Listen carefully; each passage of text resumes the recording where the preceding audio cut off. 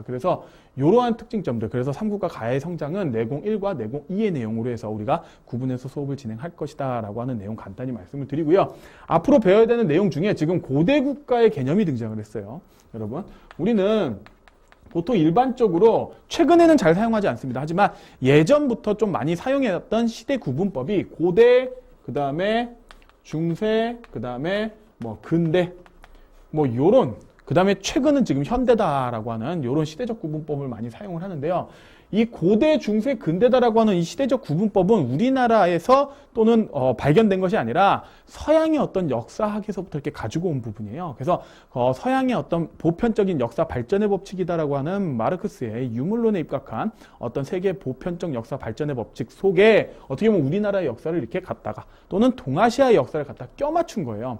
그러다 보니까 우리가 알고 있는 어떤 고대 국가의 특징이다라고 우리가 이야기하는 서양사에서 이야기하는 건 그리스 로마입니다. 그래서 그리스 로마 시대 때 가장 큰 특징은 고대 어떤 노예제 사회다라고 해서 신분의 계층 변동이 없는 그런 사회가, 그러니까 태어날 때부터 자신의 신분이 정해져 있는, 그죠? 그런 사회가 어떻게 보면 고대 사회의 특징이다라고 하는 거죠. 이걸 한국사적인 부분으로 조금 가지고 와서 보면요, 고대 사회, 그럼 자신의 능력이 있지만, 능력이 뛰어나지만, 그죠? 그렇지만 어쩔 수 없이 신분에 의해서 자신의 실력을 제대로 발휘할 수 없는 사회, 그죠? 그게 우리나라 한국사에서 어디까지가 해당이 되느냐라고 봤을 때 바로 이 삼국시대 하고요. 그 다음에 우리가 북쪽에 발해, 그 다음에 남쪽에 통일신라가 있는 이 남북국 시대까지.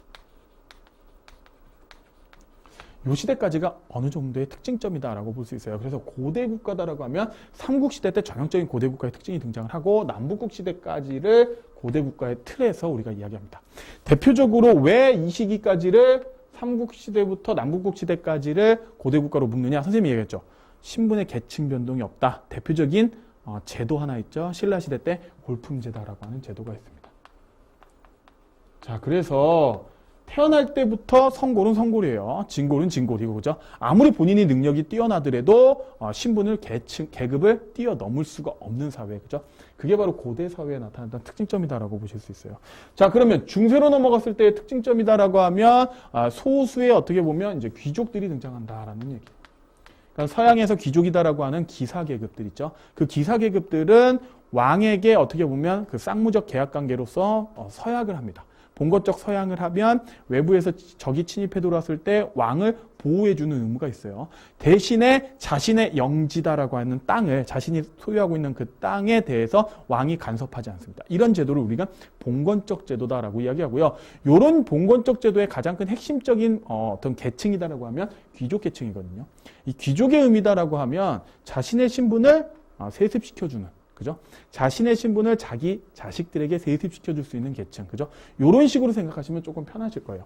그렇다라고 하면 우리가 고려 시대 때 어떤 문벌 귀족 사회가 형성됐던 그 시기를 어떻게 보면 중세 이런 형태로 우리가 생각할 수 있다라고 하는 것이죠. 그래서 귀족적인 이제 문벌 귀족이 등장했던 어떻게 보면 고려 시대 때 요때쯤을 이제 중세적인 특징이다라고 볼 수 있고요. 고려 시대 같은 경우는 실질적으로 그 이전에 고대적인 통일신라 시대 때의 어떤 골품제에 의해서 운영됐다기보다는, 그죠? 고려 시대 때는 과거제가 등장을 하면서 어느 정도 신분의 어떤 능력에 의해서 신분 상승이 좀 가능했던, 계층 간의 변화가 좀 있었던 이런 시대를 우리가 중세다라고 한국사에서 살펴볼 수 있는 거다라고 하는 것이죠. 그래서 고대와 중세의 차이점 이런 부분을 간단히 언급을 했고요. 자, 그 다음에 넘어갔을 때 중세에서 근대로 넘어갈 때 이 근대적 개념은 지금 우리가 알고 있는 어떤 시민혁명 이후의 어떤 근대적 개념이에요. 근데 우리 한국사 내에서는 중세 고려에서 바로 조선시대가 근대적 사회는 아닙니다. 그러니까 양반 중심의 사회다라고 할 수 있지만 어느 정도 고려보다는 좀 더 능력 위주의 사회, 그래서 과거제에 의해서 관직을 하고 있는, 그죠? 그런 사회다라고 이야기할 수 있지만 정확하게는 근대적 국가는 아니다, 그죠?